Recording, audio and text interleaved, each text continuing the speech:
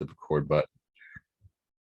There you go. There we go. Sweet. All right. So everybody can now change their name and turn their camera off. And so there's no evidence of them being here. Give me 1 second, Jeff. Let me do that. All right. So real quick, just a couple of things I just wanted to talk about, just more or less just kind of touching base. We haven't had one of these in a while. Got a lot of new faces that, people that I don't even recognize that are on here that, that now putting a face to a name. But I want to discuss, I know Jamie, he's in there too. So he had reached out to me a couple of times about ways that he could try to help promote even more than we already do, to try to grow, all of our channels, or whether it be the writing side of it, whether it be the podcast, the live shows, whatever. Jamie does a good job. He runs a pretty large Facebook group. I think it's got 30,000+ members. Is that right, Jamie? Or am I exaggerating a little bit? I don't know if he can use his mic or not, but I know he runs a pretty big group. I have a big DraftKings group. I don't put a lot of our regular content in there because it's mostly DraftKings, and it has, obviously like betting stuff and DFS. So Dynasty doesn't really fit well in there. I think I got up to like 13,000 in that group. But that's one avenue that we can use is Facebook. That's kind of an untapped thing for this. So if you've got any groups that you're in Facebook groups, obviously that's a good way to promote it. I did want to mention, I talked about this before. I have a program called Social Pilot that basically links up all of my social media so that I can send out tweets, I can send out Facebook stuff, all through all the accounts that I run.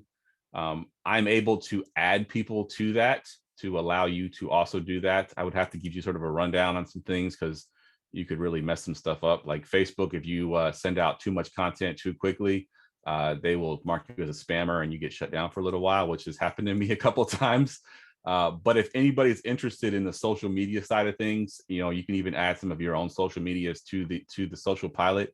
It makes it very easy to just, you create one tweet and you can send it out to multiple accounts. You can create, an article tweet or even an article, just a URL, and send it to the Facebook groups that I run. You can send it to Twitter, the multiple accounts that we have on Twitter.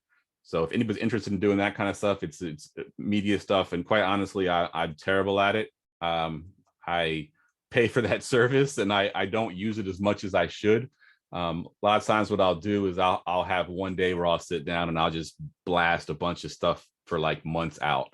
If you see some of the same tweets on my account, repetitive, sort of promoting our stuff, that's because I sat down and built out like 3 months worth of tweets just to sort of promote things. And I always notice that when I don't do it, there is a pretty big drop off in some of our views on our account, because Twitter and Facebook is what it is. It's a good way to get things out there, and it does help. Google is king as usual. If we can get the SEO stuff side done, Google doubles, triples, quadruples anything that Twitter and Facebook do. But Twitter and Facebook does contribute. So obviously we want to make sure we're kind of getting all avenues. And I was going to open up, we opened this up before as well. If anybody is interested in running one of the other accounts, the Going for Two live account or just the Going for Two account on Twitter, I can actually give multiple people access to that to increase engagement over there as well. Because I kind of let that do its own thing. I got some automated stuff that goes there automatically, but I don't log into that account very often, and it doesn't create a whole lot of engagement other than getting our content out there to be seen. Hey, Jeff, real quick, when you say that, if you do, I've noticed this with Fantasy and Frames, because I have access to all of their accounts.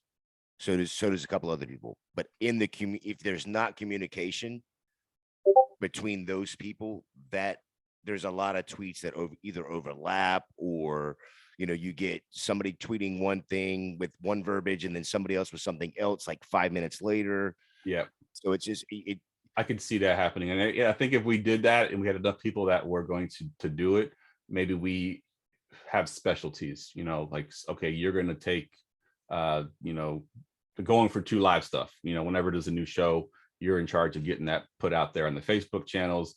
you're in charge of the Going for Two Twitter account or whatever. Go ahead, Zach. I was just want to say maybe maybe we could do like sub channels on Discord to have like like if there's multiple people working together for a Twitter page, that could be our area because I would totally love to help with one of them, but I know with my workload right now that I can't sign up to do an account all on my own, but I'd love to be a part of a collective there. But Fair that's enough. where I'm thinking maybe like a Discord channel or something where we could kind of just collectively figure out verbiage or something, or like so there can be consistency there from an account. Absolutely. That would definitely work. I can definitely look at getting into that. Jamie, I don't know if you have your mic open yet. If you wanted to chime in here with anything that you've done as far as promotion that you want to talk about, then maybe we can take it to the next level. I see your name there, but I don't know, maybe you can't put your mic on because your kids are in the background or something. But if you're able to chime in, just chime in real quick and kind of give us an idea of what you've been kind of working on. Another thing I wanted to talk about, and Kyle, it's good that you're here now because you are pretty much the best at this. I suck at it, and I think a lot of people kind of suck at it, but you are awesome at commenting and liking all of the Going for Two live videos. You post the videos in the Going for Two live Twitter channel as well for everybody else to sort of remember to do it.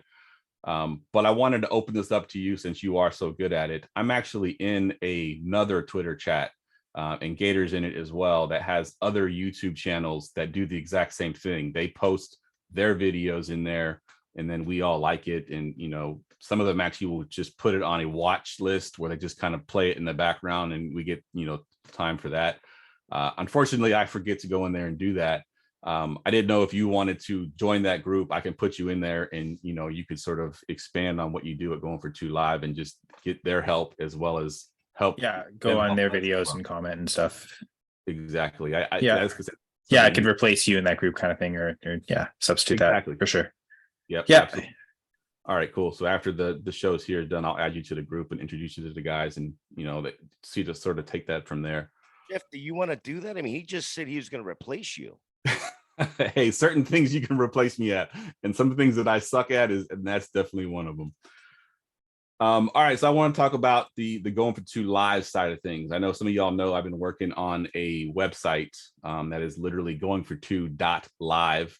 I actually had to wait for that domain name because some company bought that domain for some reason, and every time I tried to go use it, they were trying to charge me like hundreds and hundreds of dollars. I'm like, all right, so I just waited it out. I check it every once in a while. Finally, that company let it go.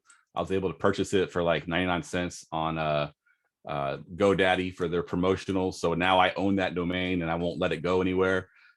So I've been kind of building a website I'm really good at the website SEO. I suck at the YouTube algorithm. I suck at that, which I'm gonna talk about that in a little bit. But website SEO, I'm good at. I've done it, for a long time. So I'm able to build, that. So I'm hoping that I can build enough SEO into the Going for Two live site that will then drive traffic to the Going for Two live, audio podcast and YouTube. Currently, I got it set up where you can go to the website goingfor2.live, and there is a podcast player built into it where you could actually listen to the podcast right there on the website. Even as you search the website, if you're looking at other things, the podcast player links to the bottom of the page and continues to play the entire time you're on there. You can also go there and watch our YouTube channel, which will also count towards YouTube because there's actually YouTube linked in there. And then I've actually got a page that shows each episode with the Podbean player in there, and then it has the full description of the podcast on a whole page as well. And then I have another page that has all of our shows and their synopsis and what they do, all about the host, stuff like that. So I'm hoping to build enough keywords into the website that we can get traffic there, and then it becomes easier to promote it. On the podcast, you could say go to goingfor2.live to sign up, to register, whatever you want to say, however you want to use the word, instead of saying YouTube and Twitter and Twitch and whatever else other sites that we're on. They will all link to the website. So when they go to the website, if they don't want to watch it on the website or listen to it on the website, there's a link to go to YouTube. There's a link to go to Twitch, so they can just then sign up right from the website. So I'm hoping to generate some traffic there as well.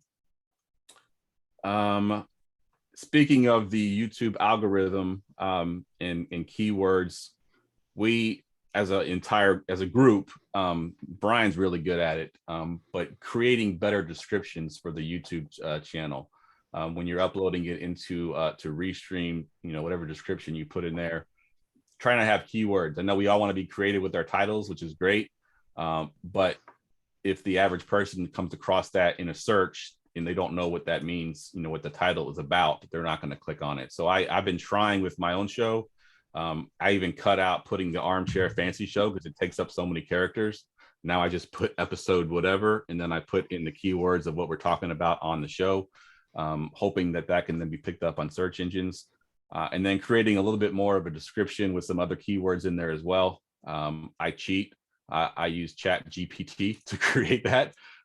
It honestly, it helps. You type in what your show's about, you put your host name in, you put your guest in there, you can put their Twitter handle, whatever you want to put in the Chat GPT API, and it automatically will just fill out a description for you.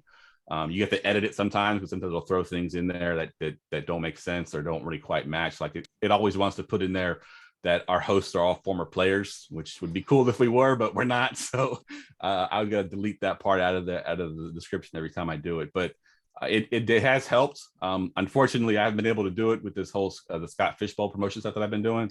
I've kind of been a little laxed on the other promotional side of things. I've been trying to grow the Discord through Scott Fishbowl. And it shows in the numbers, because our YouTube numbers and the audio podcast numbers are a little bit down over the last couple of weeks, because I haven't been able to do as much as I wanted to on those sites. Eventually, I also want to put host bios on there as well, of all the hosts that are on the shows. That'll also create some Google worthy stuff to bring them to the website. All right, let's talk content on the Going for Two page. I have a couple of ideas that I wanted to run by everybody, and then I just want to kind of talk about content structure and what we want to do in July and August and that kind of stuff. And the first thing that I wanted to talk about, I don't know if you all have seen it. I'm sure you have. I've been posting this shit everywhere, but we have the Scott Fishbowl ADP that I'm able to scrub from Sleeper, thanks to Seth. He's awesome. He came up with this little thing it's so easy to do. You just copy paste the number into the spreadsheet and it automatically puts it into the ADP. Thank God that thing exists. Yeah. For those that don't know, Zach did it by hand last year. I think you got about six drafts in, and then you're like, screw this, I can't do it anymore. No, I did about 20, but it was still 20 too many. Also, just real quick, I have to say it. Love seeing all of you guys again. Missed you. All right, continue. All right, yeah, definitely, Zach. We haven't seen you in a while. If you want, I've got about 14, 15, 16, somewhere in that range right now. Yeah, definitely send them to me. I've been putting them in there. A couple guys in the Discord are also sending me there. All I need is the string. You have to open it on a web page, because you have to get the number string behind the URL, which you can't get through the app. And that number string is all I need to link. But what I was gonna say is I don't know if y'all know how DLF gets their ADP. They every month Ryan McDowell sends out a tweet saying, who wants to come into this mock draft and build our ADP for the month. People sign up, they do the mock draft. It's usually a slow draft over a couple of days, and then that essentially creates DLF's dynasty ADP that they put out. We can do the same thing with Sleeper, where I can, after Scott Fishbowl's over with, we'll create dynasty ADP. Someone could just get 6-8 mocks, whatever we can get running through that month, post it for the month. And the cool thing about what Seth has set up, I actually had to put in the dates that the drafts were done. And then you could then look back at different dates to see how someone's ADP has changed. So if you're like in August doing your draft, you can go back and see where this player ranked in ADP in July. You just put in a date range and you can pick the ADP, kind of like DLF does well, for those of you that have a DLF account. So we can do something like that with Sleeper as well. That was something that I wanted to just throw out there that I'm thinking about doing, to kind of create some more traffic. We do get a lot of traffic to our rankings pages. So I would like to get an ADP page too, because that's another place that would get, I think, plenty of traffic to bring them to the website.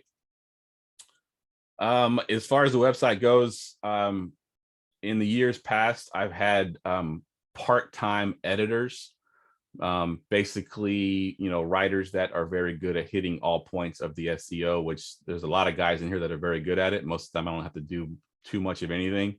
So if you're interested in being an editor, and I don't mean you have to go in there and read the entire article and edit grammar and edit all their spelling and correct verbiage. Really, all I'm looking for is to make sure you just go in there, make sure there's nothing egregious, make sure the SEO is done, make sure they got a featured image, make sure that we've checked all the tags and got the categories loaded, just the basic stuff before it goes and gets published. And then you can schedule it, and we can work out a scheduling program, because it's right now it's fine because we're putting out content like once every couple of weeks, it seems. So I'm able to do all of them. But when we get close to the season and we're cranking out content like we were before the draft, when we had rookie profiles coming up, 2, 3 a day, I couldn't keep up with all of it. And I like to at least look at it, get second set of eyes on it to make sure that we don't put anything out that's not completely done. The featured image is usually the worst one, because Twitter, once you put out an article on Twitter, whatever errors that you have, Twitter does not correct them. Even when you go back and correct them in the system, it puts it in their cache and it's locked in there. So if you spelled a word wrong, if you didn't put a featured image, it doesn't change. It's just locked into Twitter. Now, if you go to Google and look it up, it'll change. But on Twitter, for some reason, it doesn't change anything. So we always want to make sure that we get that 100% correct before we post it. So if you're interested in being an editor, like I said, it's a part-time thing. I try to do most of them. But every once in a while, especially things that are very time sensitive, like, Dalvin Cook just got traded to whatever, or he got signed to the Miami Dolphins, and someone wants to do like a fantasy impact of Dalvin Cook to the Dolphins. That's time sensitive, because if you don't get it out within, a day or two, it's old news and everyone's already kind of talked about it. So something like that, if you wrote it, I happen to be at work, I can be like, hey, can somebody get that article and edit it and go ahead and publish it, just to give us a little bit more time to get that kind of stuff done. Let's see, what else do I have on my list?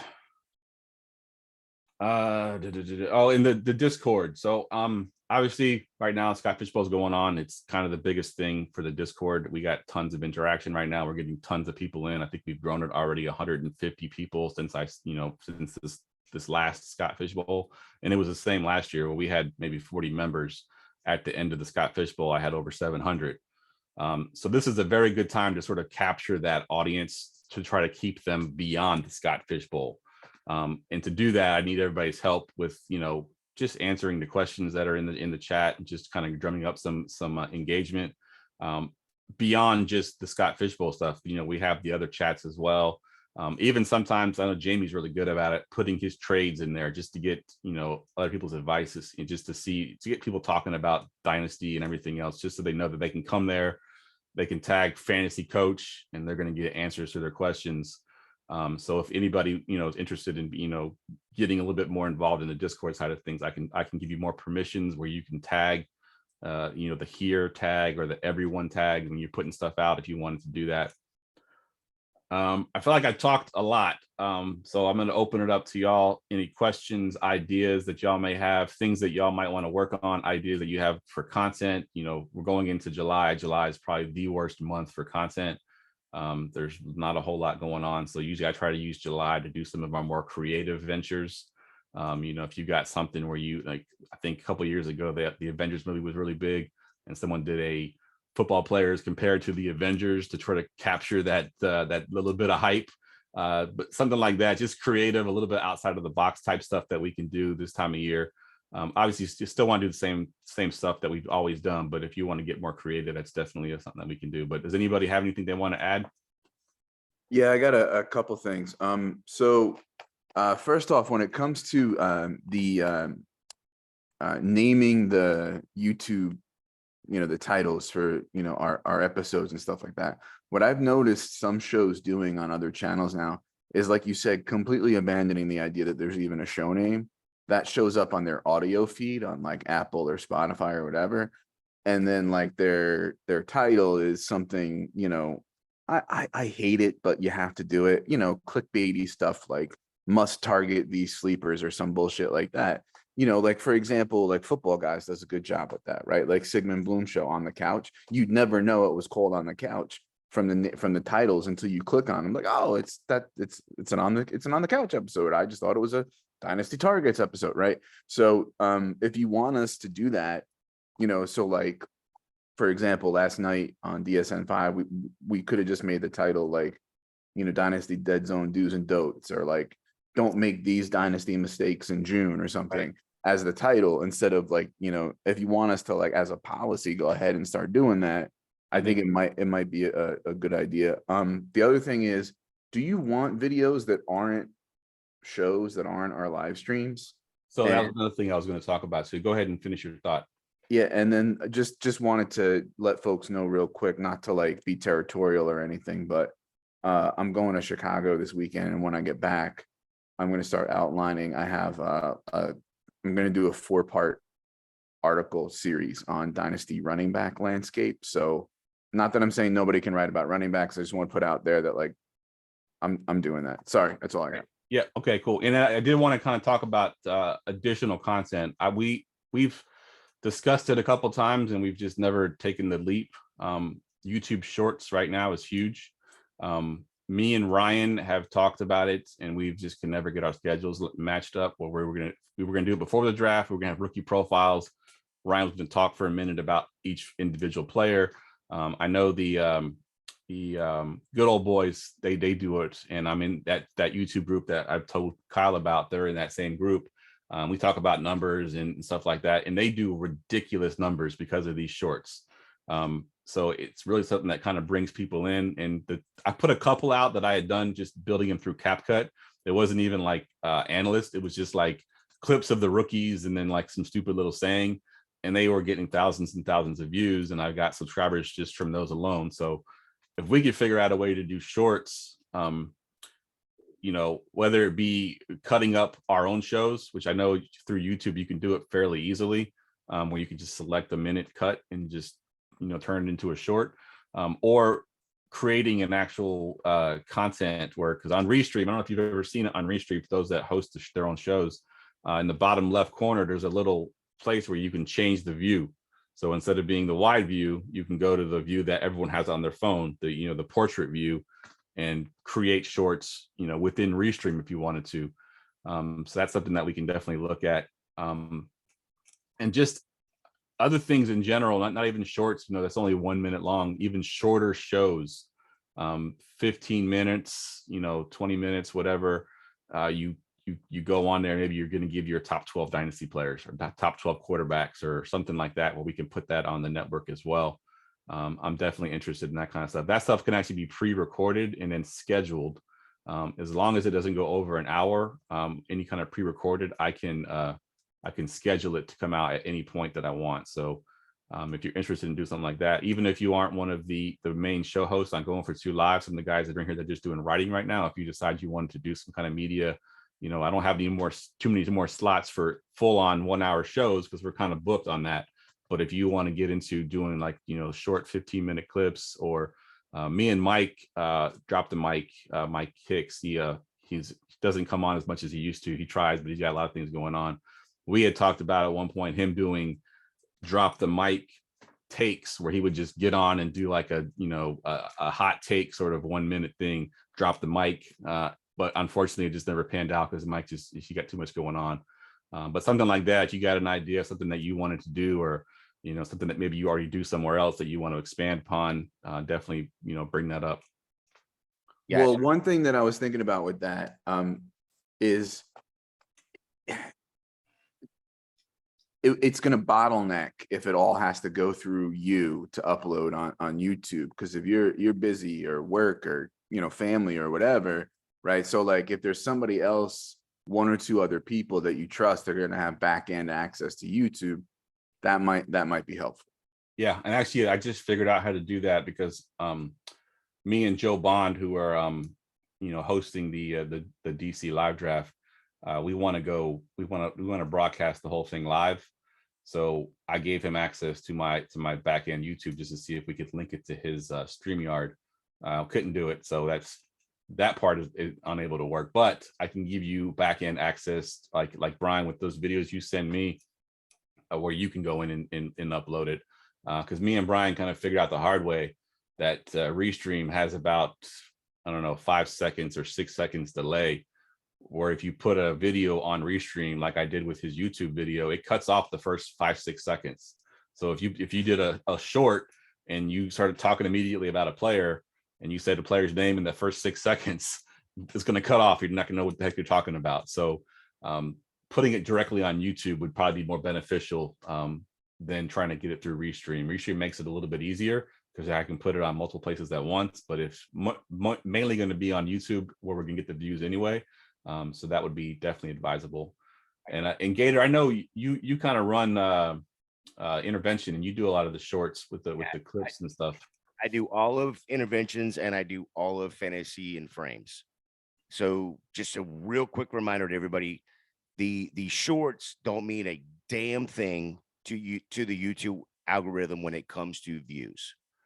They don't care. They don't care that if one short gets 50 million views, they don't care about time. It doesn't matter.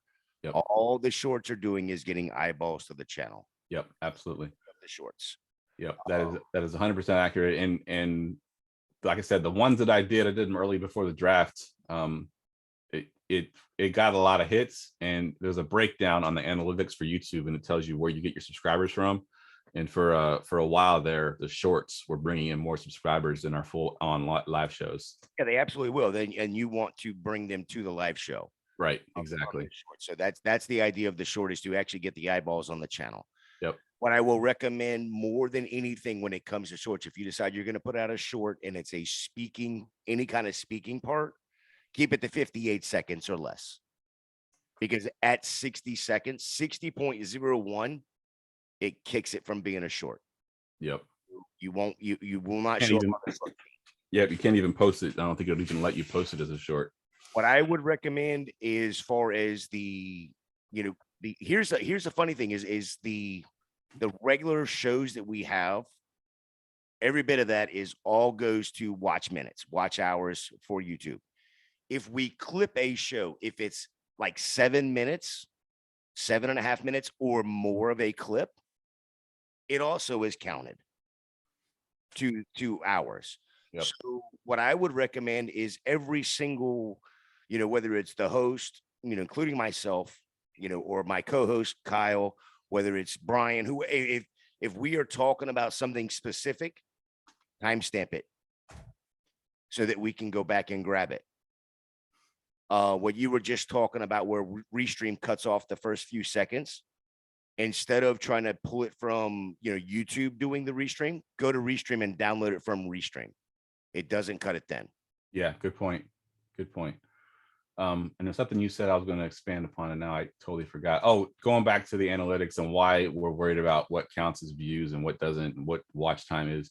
So to get to the point where we can generate revenue from YouTube, there's certain metrics you have to hit. One of them is 1,000 subscribers. Check, we got that. I think we got 1,500, so we're good on that. The other one is it just watch time, or is there a third one there, Gator? Do you remember? There's 3 different ones. I don't remember what the third one is. Oh wait, okay, I do remember third one is, so you have to hit 2 of the 3 metrics. 2 of the first metric is 1,000 subscribers, which we qualify for. The second one is 4,000 watch hours in a 12-month period. The other one, which is absolutely insane, is 10 million. And this is why I say it doesn't count, because it doesn't count. 10 million shorts views of shorts. So, which sounds like a whole lot, but if you're putting tons of shorts out, it is possible to hit that within a year. Now, the 4,000 watch hours is something that we are always very close to. And once we hit that, we got to just hit it once. We don't got to maintain it. We just got to hit it once, and then I can get. Yeah, we don't have to maintain it, but if you dip from a 4,000 to 1,000, yeah, then they're gonna kind of notice. They're gonna be like, okay, wait a minute. Yeah, you faked it. But if you had your family log in for 4 hours and watch it. 4,000 and we maintain like 3,800, yeah, and then we spike at 42, you're gonna be like, okay, they're not gonna sit there and go, okay, demonetize.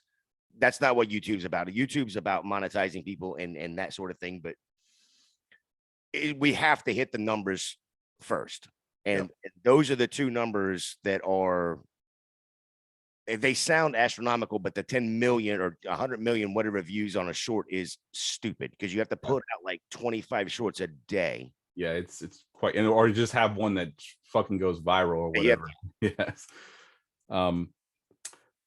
All right. Anything else? Anybody else want to add? With the content too, I wanted to talk about content as far as content management. In years past, we've tried this. It's been semi-successful, but we kind of gave some people a little bit more freedom as far as, for example, we had a person in charge of Dynasty, right? We had a Dynasty sort of content manager, so to speak, and they would be the ones to go into the spreadsheet that I created and write down different kind of articles that we want to try to put out. And maybe even to the point where we assign them like, hey, can you take this article and run this? Now, everyone knows me, I'm pretty flexible. I'm not forcing content. I know Brian's worked for places before where they had a very strict structure on what kind of content can get put out, and it had to fit in certain little holes, and you weren't given as much freedom. I'm open to pretty much anything that you want to put out there. But there are some basic stuff that we want to try to hit. And if we can get those kind of things a little more structured, I think it would help motivate some people to write a little bit more often if you got a subject to write on. I know for me, for Fancy Pros, every month they send out a whole huge list of topics to choose from. And they say, send me 3 or 4 topics that you want to do this month, and we'll see which ones we can get for you. And I usually do one a month because I got too much shit going on to do more than that. So I'll send them like 5 or 6 articles that I say, hey, these ones all sound cool to me. And then they'll sign me one article and give me a date. If you can have this done by whatever date, something like that. Not quite to that extreme, because I don't know if we have enough writers to put out a whole huge content and have people sign up for it. But if we had someone that could run that, it might actually help us get some more content put out there. What do y'all think of that?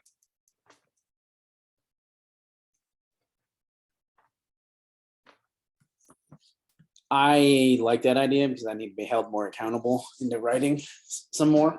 So I think that'd be a good thing for me to just have something there that it's like, all right, that's what I'm going to write on. So let's do that. Fair enough. Yeah. I've always been sort of letting things, especially in the off season, just doing whatever we want to do.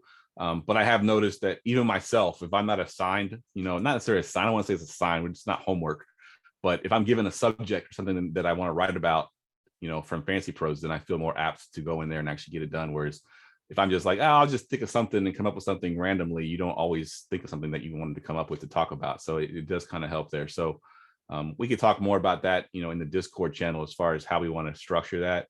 But I think it definitely will help. Like I said, in the past, we tried doing it with like lead writers where we had some guys that were in charge of certain content, and we can go back to doing something like that where, we have a redraft writer and we are a lead writer and in a Dynasty writer, and they create content. But I haven't quite worked out the logistics yet and how we want to do that, but definitely something that I want to try to explore to get some more content put out there.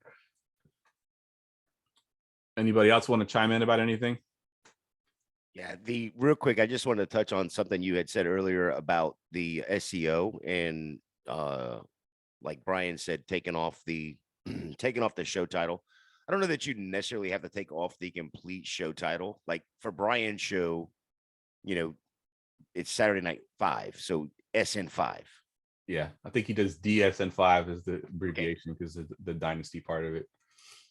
You can have that on there. And here's the other thing: is in every single one of the thumbnails, the show is in the thumbnail, so they know what the show is. Yeah, doesn't necessarily have to be clickbait, but a lot of the descriptions are vague or non-existent. And I'm not, most people will look at it, and when you look at certain that when you go to look at the SEO scores, if you have 0 description or a very vague description, you don't hit the triple words, you don't hit, certain things. Yep. As a group, I think we got to be better at the SEO. Yeah. And there's an app that I use, and it's another thing that I would love to have so much more time to try to get into. It's called vidIQ.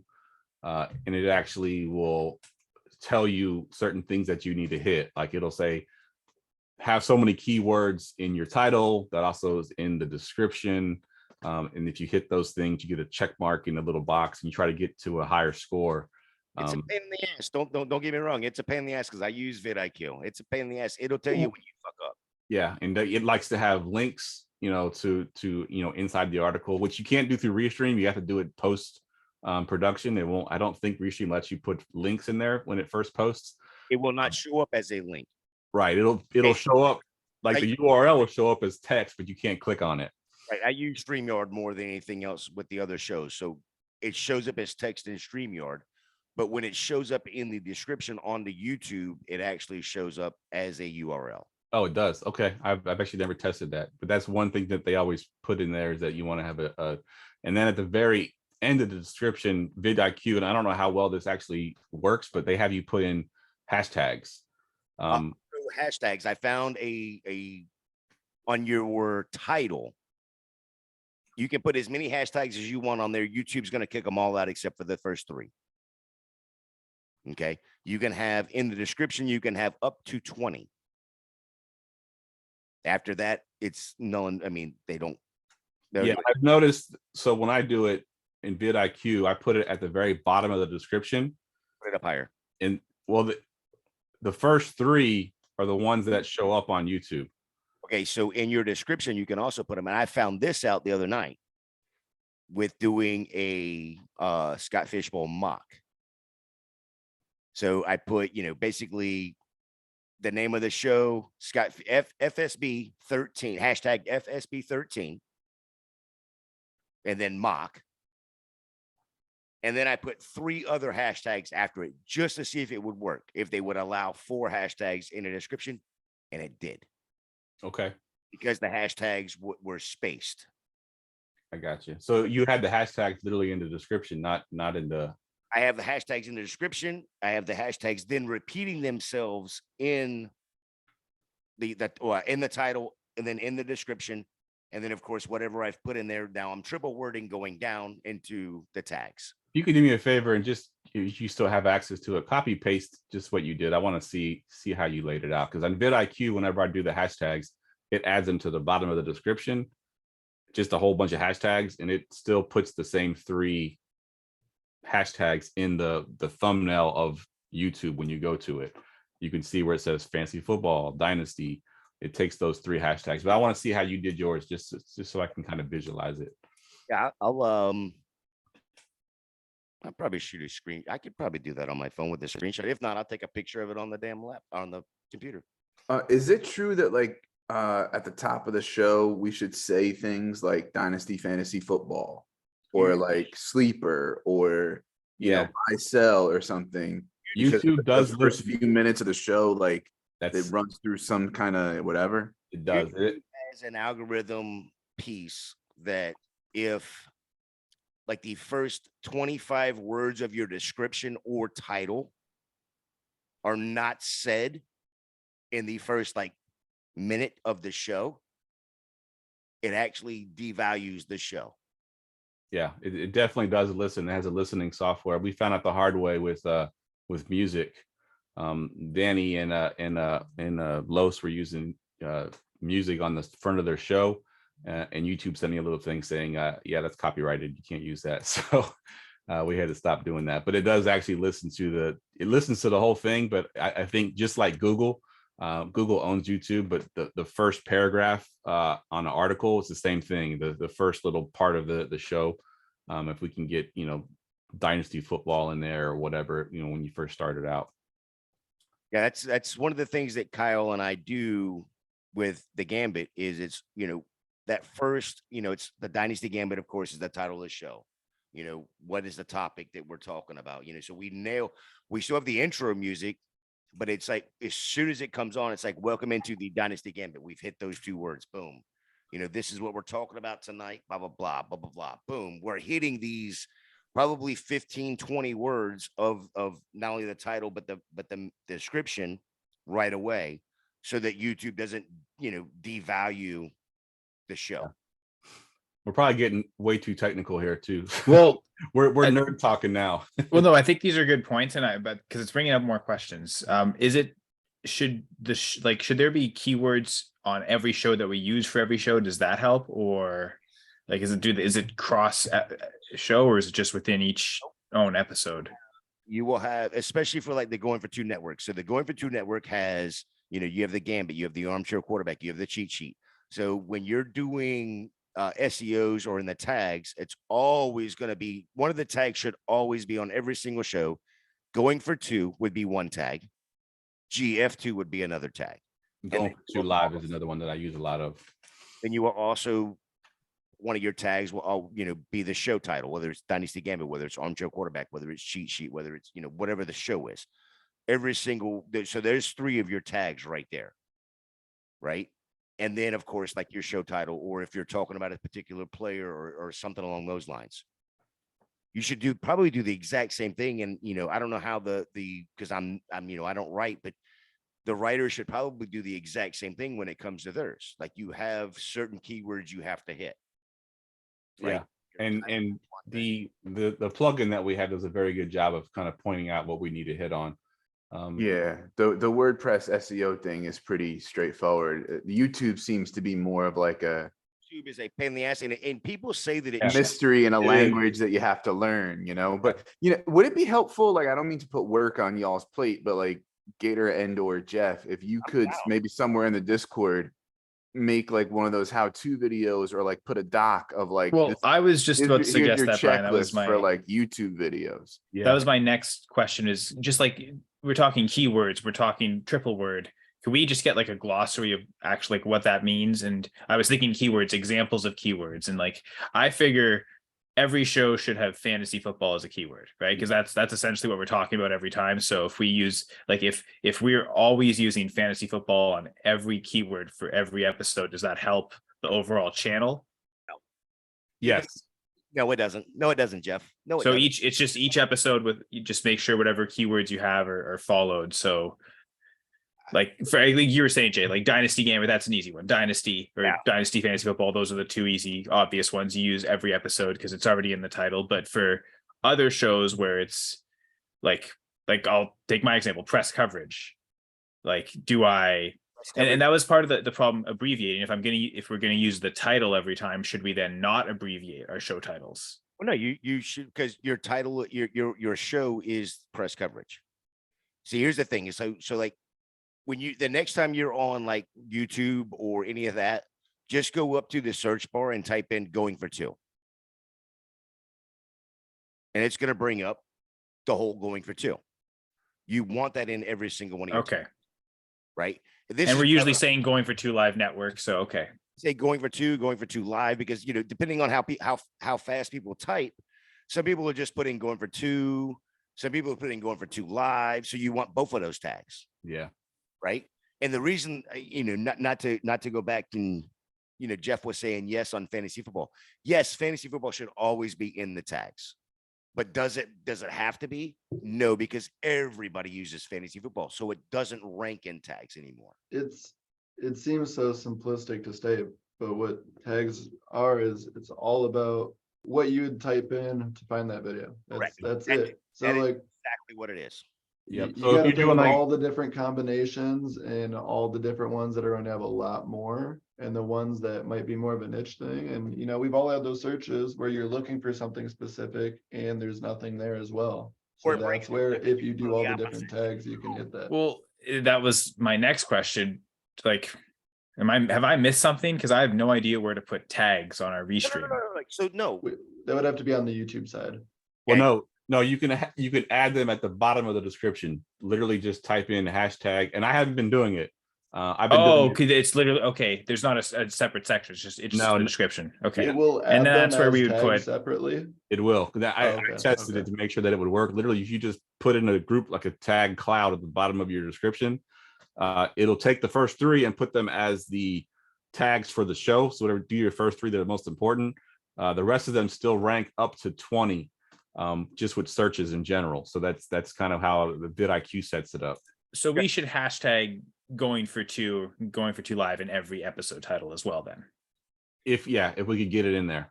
Okay, so, and then whether it's Dynasty for a Dynasty show or just fantasy football for any other show, that'd be the third one. If we go going for 2 live. Should we be sneaky and put in like Taylor Swift or MILF or other things that people search for? Or? Yeah, no, that actually hurts you on that because it well, does, unless you're talking about DeAndre Swift and Jonathan Taylor, right? Like if we could just hammer that home, the Taylor Swift debate of which running back do you want from 2020, right? Like that one might work. Yeah. I mean, if it's a Zach Wilson episode, MILF might work too. You just got to make sure you're saying it, right? Say it within the context, exactly. So here's what I Well, would. those are two good ones, Brian. Those are two very good examples. At first, like, why those are so random, but those actually are maybe the two perfect ones. Here's what Like, I get around the internet, Kyle. Like, get around the internet. here's what I would recommend for whoever is building the shows, on Restream, and then turning around and having access to the shows on the back end of YouTube. Don't put the tags in Restream description. Whatever tags you're going to do, go to the YouTube and put it in the tag column. See, that's where you've lost me, because I have no idea what you're talking about. The only, like, to when we create our descriptions. Yeah, you have your description, which, for YouTube, you basically have 5,000 characters in YouTube. Yeah, I guess that's the problem, is I guess we'd all need to have access to do it, right? No, whoever is building the show. So, Well, I've always built the show just through Restream. Through though. Restream, right? right? But then you could then turn around and go, Jeff, show's built in Restream. Jeff could then access it on YouTube, or whoever's got access could then go on the YouTube and go, okay, that's their description. I got their show sheet. This is what they're going to be talking about. Fill out the description. What we also need to do is have a blank, or, a blanket description of every show. Going for 2 Live, bringing you, redraft, dynasty, best ball, whatever else we're doing, articles, links for, Going for 2 Live, all of that needs to be, and goes into every single description. Actually, we used to do that. I We thought had that. I guess used to, we got lazy, right? Yeah. Basically a default description, right? And then so at the, that one is always there. And then what I always do is come back to the top of that, space a couple times down, so that I can actually put in the description of what the show is. Show title. Now I'm getting my triple words, blah, blah, blah. Then at the bottom, it's got where you can actually put tags in for YouTube. So now I'm tagging all this. Where what time? See, that's something I've actually never done. So that's something that's new to me. I've always done it through vidIQ, and when you do it through vidIQ, it puts it at the bottom of the description. Do you ever go into YouTube on the? Not to edit any of the videos, not to do any of the back end stuff. I do all of it either through vidIQ or just through the Restream interface. Oh. So, I mean, that's something that I got to get better at, I guess. It's just, for me, I try to streamline as much as I can, which is why I don't even edit my shows. Like, once we go live, I put it out immediately. There's no hesitation. And I even put it on that's the other part of it, where we're talking about clipping the shows for like a 5 to 10 minute clip. When something happens on your show, like, funny or not, if it's absolutely actionable or something needs to get out, 4 times, like something happens, whatever, DeAndre Swift gets traded. Okay, boom. In the middle of your show, that's what y'all are talking about. Why is it good for the Eagles, blah, blah, blah. And it's a 5-10 minute conversation. That conversation needs to get clipped and then put into another show that somebody can just go to and go, this is all they're talking about in this 5 minutes. Mm-hmm. I'm not having to go to a show and watch, 15 minutes of something I don't want to hear about anything, else. I just want to hear about DeAndre Swift. But I know anybody that's used TikTok knows that's how it works. A lot of times it's just the clip of what you wanted to hear, and that's pretty much it. And that, that's kind of what we're looking at doing. I do want to flip real quick, because we got a lot of people in here that are not going for 2 Live, that are just content, writers. And I want to open it up for any questions that y'all might have. We kind of went on a whole tangent with going for 2 Live and tags, and it got a little confusing. But for the writers there, is there anything that you have as far as ideas, or any things that could make your life easier, or any things you don't understand as far as the content part of it? Feel free to ask any questions now. Anybody? No? Yeah. I was thinking today, you said on Discord or somewhere that, like, June, it kind of gets dominated by Scott Fishbowl content. And I was wondering, is there anything specific that you had in mind for it besides the ADP? And B, like, does it really do numbers? Because the universe of people in it are 3,000 people, and 2,000 of them are us. Like it seems like, if I wasn't in it, I wouldn't give a fuck about it. Like, I wouldn't read an article about it because I wouldn't care about it. So, like, I'm wondering, like, why it's so popular, I guess. Yeah. But it's such a condensed time. So yes, it's only 3,000 people theoretically that would be searching for it, but it's 3,000 over 3 weeks.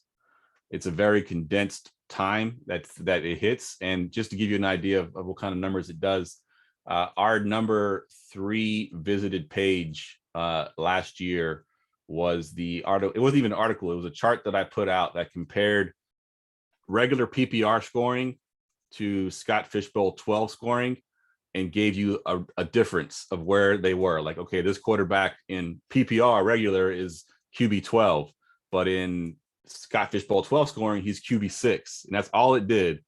And that was that number 3 for the entire year. That was number 3 overall that was searched. To be fair, that's how I found going for 2 was from that particular one. Yep, there you go. It's kind of crazy how that stuff works, and it's very condensed. That's why whenever you can capitalize on a very condensed whatever the subject is, like I'm trying to think of another one. Oh, so I used to do XFL DFS, right? I played it this past year. I didn't do any content for it. I couldn't get it out fast enough. But XFL DFS content was, one, it's very niche, like nobody's really doing it. But then 2, it's a very condensed time frame when they, it's the season's like a month and a half long. Those articles crushed it. Like, I mean, absolutely. I was doing, 5, 6, 7, 8,000 views in a 1 week period on an XFL DFS stuff because nobody else had it. It was a very condensed time frame. People were searching for it and they were finding it. And Scott Fishbowl is very similar. I mean, look at the Discord. We've gotten more members, within the last 2.5, 3 weeks into the Discord because of Scott Fishbowl than we had all year up until this point. So because it's so condensed and everybody's searching for that kind of stuff, it pops up pretty easily. So the Scott Fishbowl is kind of a big deal. And as far as content creation, as far as having ideas, there's a lot that I've seen out there. I've seen people put out, Scott Fishbowl, mock drafts, and then they'll break down, a couple of rounds of the mock draft and how it went. You could use the ADP that I put out and do like a values article, like, so-and-so is going here, but he should be really ranked here or something like that. Like just a general strategy. Like this is right. how you should approach. Absolutely. Because there's your team build construction. Yep. New people every year that come in that don't know how to do Scott Fishbowl. It's a weird scoring and they're not used to doing it. I guess it's the one thing where, every other content creators who make Dynasty won't necessarily come to us for Dynasty. We're most of our content is for the casual people, but I guess this is the one thing where there's enough industry people in Scott Fishbowl who don't have the content and might actually come looking towards us. So it could gear also towards just other content creators. So absolutely to like why it makes a difference. That might be because of that too. Absolutely. And there's something I was just going to say, and I can't remember what it was now. Oh, I was going to point out an article that we didn't put it out. Somebody else put it out. It was about Derek Carr. So a couple of years ago, Scott Fishbowl 11, 10, one of them, somebody did an article similar to what I did as far as comparing, PPR versus the Scott Fishbowl scoring. And Derek Carr was a quarterback like 15 or 16 in regular scoring. But that particular year, he was super, super, super efficient. And his completion percentage raised him all the way up to QB 6 to the point that he was going in the first round in some of the drafts. And someone wrote an article all about Derek Carr, and that article crushed it. Like every group that I went into, they were talking about freaking Derek Carr being a top quarterback in this particular scoring, which was crazy to think about. You don't think of Derek Carr as a top quarterback, but because of the scoring, the way it was designed, Derek Carr was. I think Drew Brees is another one. Obviously he was a really good quarterback all the time. But he was, one of those guys that had gained so much value even late in his career because of his efficiency. So those kind of things you could definitely point out, in an article things that you see. I was trying to point out in one of my chats, someone put out their projections, and I don't know how good their projections actually were. I don't look at the projections that in depth, but they put them out and put the Scott Fishbowl scoring onto their projections to see where things rank. And if you compared the top 7 tight ends to the top 7 quarterbacks, you're better off drafting a tight end in the first round than you are a quarterback if you were to go strictly on their projections. Now, granted, projections are projections, but the top tight end was 30 points per game was Travis Kelce. The top quarterback was 29.5 points per game or something like that. I forget the exact numbers, but the tight ends, when they lined up quarterback to tight end, and that's something that you could point out as far as strategy goes, that someone may not have noticed, stuff like that. So that's the kind of stuff that, Brian, if you want to do content on Scott Fishbowl, That's the kind of stuff that they're looking for right now. It's just different things that you see by looking at the numbers that may get overlooked. Any other questions? I hope I'm not too loud. I just turned this on for the first time, but I guess ideas for content. And I know, Jeff, that obviously I'm not, like a full-time like part of Going for Two live, and like the hours are booked up. I think that you mentioned that earlier, but I was just thinking about this like heading into today. And I know we do like the personal league podcasts. Something that I see a lot on like my YouTube, and maybe this is just the channels that like I look at, is like they do like team like roster breakdowns or like roster podcasts just for one roster, and that's something that I feel like could bring in a lot of people, because it's like a tailored thing, right? And it serves like a need that someone might want addressed. And I know like probably the chat that gets the most like action in the Discord is like the trade chat, because someone's asking a question about their own team or like need. So I was wondering if that was like a content like consideration. Like I guess the things to think about, like, one, is it going to like cannibalize like the personal league podcast to a point where like it's like detracting from obviously like revenue or like eyeballs, but on the other hand, is it like enough of a need where just like the number of people that it brings in and the eyes that brings in could outweigh like obviously like any kind of cannibalization of like revenue? Yeah, no, that, Question. Go I'd say they could be mutually beneficial. I mean, Right. Because I was just the saying that. PLPs are so much group orientated. Wait, was someone else saying something though? Yeah, because I think what Zach's saying there is absolutely correct. But like that could be like It's like a coaching service. It's- but here's the thing: is it could be like a Raul and Zach on and it could be recorded. That could be sent to that particular person first and then released whatever a week later. Yeah, and it could actually even be almost like a promo for the PLPs, because the PLPs are pretty in depth. I don't know if you ever had a chance to see one of them. And the we PLPs, they're competitive too. All the guys want to know where they compare to everyone else. They don't yeah, want because we rank them worst to first. Well, I guess we rank them from order we would want to take them over is how we word it, because worst to first in Dynasty, you might want to be worst so you can get that top pick. So it doesn't really create as much. But as far as taking over, this is a team I would most want to take over. It kind of creates a sense of pride for them. And we do a pretty in-depth breakdown. I think I've heard other podcasts that do, league breakdowns. And I think for the most part, we do a much farther in depth. Like we give trade ideas. If we're before the draft, we actually give them, who might be available at their picks. So we do a pretty good job. And the way I do it, we have 4 guys on plus myself. And each guy is assigned, it's a 12-team league. Each guy's assigned 3 teams. So you are the expert of those 3 teams. Instead of having to know the whole league, you got to know those 3 teams as good as you can. That way it's easier to break them down if you're doing it that way. But I like the idea with the roster breakdown. And honestly, I've tried that before with Mind Show, and I've kind of gone away from it. And it actually really does work, because when you do it that way, you're guaranteed at least one viewer, right? I mean, the guy whose roster you're breaking down is probably going to tune in to watch it. Hopefully he can get his league mates to come talk about it or whatever. And that definitely brings some things in. And I've done it in the past too, where we did a pros versus Joe's mock draft, where I had 3 quote unquote analysts, or I'm sorry, 6 quote unquote analysts versus 6 quote unquote Joes that just regular, guys. We did an entire mock draft. And then I gave the mock draft to a couple of guys that go in for 2. And I said, I want you to rank these teams, but you can't see the names. I took the names off of it. So they ranked the teams, and I created a consensus ranking out of that mock draft. And then we went through team by team, and all the guys that were in that mock draft were tuning in to see where their team ranked, if they were, last or first. And then I created a prize. I said, basically, if one of the Joes ends up first place, I forget, I gave something away, a t-shirt or something, but that created some excitement too. That was a show that I did a couple years ago. And unfortunately, it kind of worked out funny, because I actually had reached out to Matthew Berry to come on to that podcast.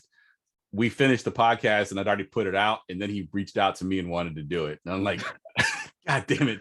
Why couldn't you have got back sooner than this? But anyways, that was something that we've done in the past. And I agree, Raul. I think that's something that could be put out there. That's some good content. And that could be one of those shows that is not an hour long. It could be a Right. 15-minute show that you can, I can plug in and schedule it on a time where we don't have a show, like before or after Brian's show, for example, or, before the, Fridays right now are open unless we have a PLP. So we can put it out there on a Friday, something like that. That's a really good idea. Right. Yeah. And just to like finish this, like I came across this like random like Reddit post on like the Dynasty subreddit, and it was just like a guy who didn't have a channel or anything. He just like offered free Dynasty team reviews. And I was like reading through this post, and he gave an update that he had gotten like over 150 like teams DM to him. And then you like listen to like, yeah, I saw someone post about Dynasty Rewind, like I don't know, like Fantasy Stock Exchange, like they talked about like their wait list, and they're like, yeah, we have like 80 teams on the wait list. And then of course, like, they have a, what do you call it? Like a Patreon that if you're paid at the subscribe to Patreon, then you like get priority. But Right. they're just like, I would just imagine there's like such a demand for like these kinds of like podcasts. Yeah, that's a good call. That's a good That content could idea. definitely be something that you could do. You could sit down, for instance, like you and Zach could sit down and do like probably, over a matter of like 3 hours, all Just together. like knock them out. Yeah. Like 10 teams in 3 hours. Right. And then, but you could also set it up to where it's like, okay, for instance, you and Zach are going to do a couple here, Brian and Kyle are going to do a couple, and then me and Doc are going to do a couple. You could have different analysts do them. You could have It could a couple even different be a writers. show though, too, where it's streamed and then Yeah, that's no, what I'm I saying. like that. You could do them, record, 3 shows in an hour, but they're only like 20-minute shows, Mhm. 25-minute shows, and not necessarily release all of it at one time, but over a period of time. Yeah, me and Ryan used to do that with our rookie profiles. We just haven't done it this year, but we would sit down one night and in about 2 hours, we'd knock out, the top 15 rookies or whatever. And then I would just schedule them to come out at certain times during the week. But One that thing- would also one thing be, you got to be careful with that is when you're breaking teams down is you got to think, like, for example, if you broke down a team to a 2 weeks ago and talked about DeAndre Hopkins, if I publish this a week from now and now he's been dropped and he's, it's that part of it's no longer relevant. So you got to kind of be careful how far out you're going to push them and what kind of content you talk about, because things could change, obviously, and then your content becomes irrelevant. that would Yeah. also be a way to On the flip side, yeah. Sorry. Go ahead, Gator. that would also be a way to get some of the guys that want to get on the podcast. Yeah, that's absolutely right. And I was going to bring that up as well.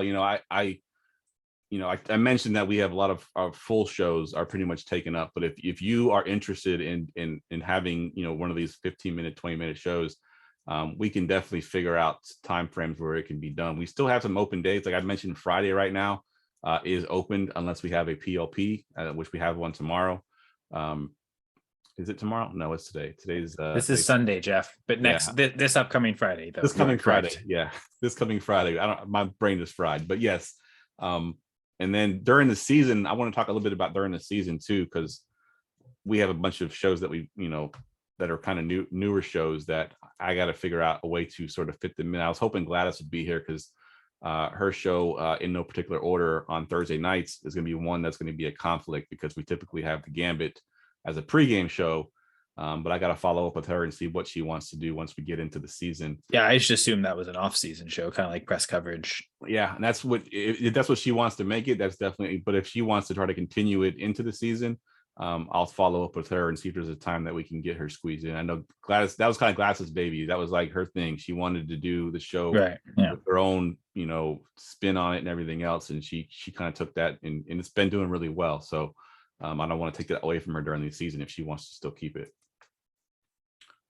I mean, knowing her time frame, it wouldn't necessarily conflict with the Thursday pregame show. It would just be she'd be doing it during Thursday Night During the Football game, kind of thing. So it's about her and her audience conflicting with the game. But like if she wanted to, that shouldn't be a problem, really. Yeah, fair point. Is that something she can pre-record, or is that something that necessarily has to be live? No, she could pre-record it. Most of them they're mostly like countdown shows, like they do mock drafts and stuff. So, Yep. But I mean, if she wants to do it live, it's just, again, it's, you as a creator, you're competing against a football game, but if if everyone doesn't have Amazon and can't watch it, then they might tune in anyway. So there. oh, the game sucks at halftime. Tune into this. All right. Anything else we want to talk about? Going once. Any of the new guys want to pipe in here and say something? Nope. All right, fellas. Well, appreciate everybody coming on tonight and taking an hour out of their day to talk to me and going for two stuff. It was really just to kind of reset and sort of get ready for the off season. I know it's technically off season already, but really July and August are the months that it's mostly off season because you're going to be doing all kinds of content that you normally wouldn't do. But yeah, I appreciate it, guys. And if you have any more questions after this, or you want to reach out to me about being an editor, or if you want to get your own show or whatever, just hit me up in the Discord and we can work the details out. All right. Have a good night, guys.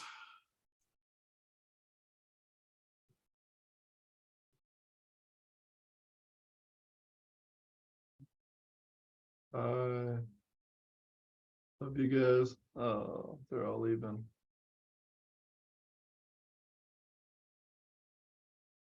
These are the students who just logged in and like then walked away, and like they're pretending that they're, you know what I mean, and like now the class is ending and they're like showing themselves because They're like, no, we were here. We want you to know we were in the chat. happened all the time when I was teaching remotely for that like entire school year. How Some awful kids was would like that? log in, turn their camera off, and like go do whatever the fuck, right? And you know who that is because when the class is over, they're the ones still like that haven't left yet. So Yeah, it's like, wow, way to give yourself away. Hell yeah. Love it. I love it. I didn't even think about that. yeah, How you been though? not too bad. Yeah, not too Yeah. bad. Yeah, yeah. Yeah, keeping busy.